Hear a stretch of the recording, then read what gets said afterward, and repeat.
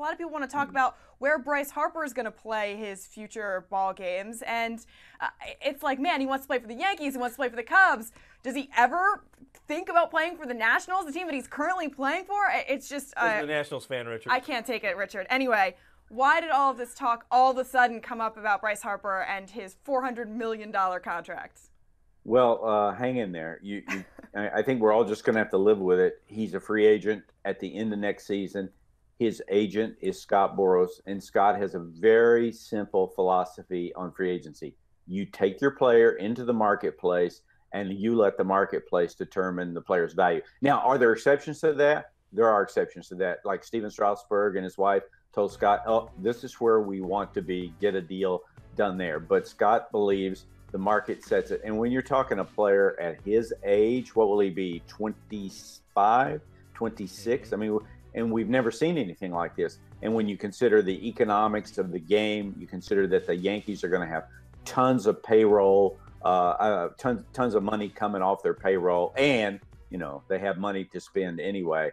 So it's a confluence of events, and I think these are stories we're just going to have to live with, because I think Bryce, you know, if you look at Mike Trout, you say, what's Mike Trout all about? Mike Trout is about one thing. He plays ball, you know, and he's been criticized for that. Don't you want to be more of a star? No, he just wants to be a baseball player. Bryce clearly wants to be a star, and that goes with that celebrity. So where's the best place to do that? New York, New York. So we just we'll see how it all plays out. I'll say this for Nationals fans: they have the money to sign. They're going to have the money to sign him.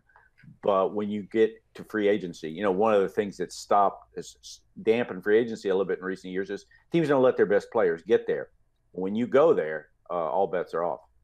Richard, what's more likely, that Bryce Harper plays alongside Mike Trout or Chris Bryant?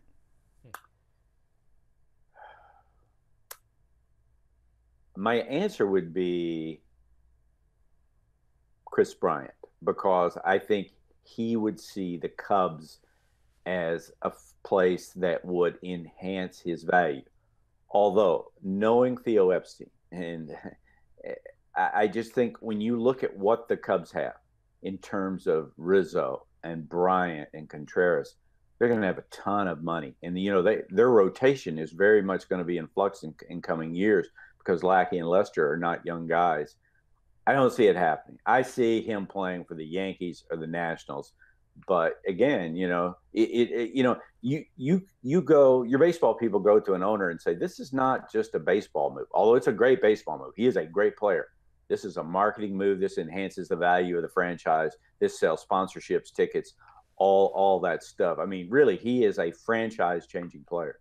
Was there any coincidence to the timing that somebody from the Boras camp or from the Harper camp gets this out while he's on suspension? That's pretty good. That's a way to change the narrative. You know, I just think Scott is very savvy at dealing with the media.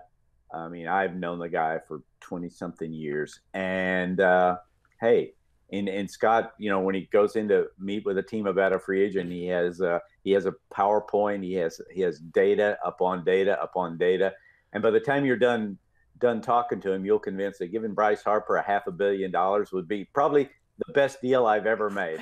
Hey, look, that's why he's great at his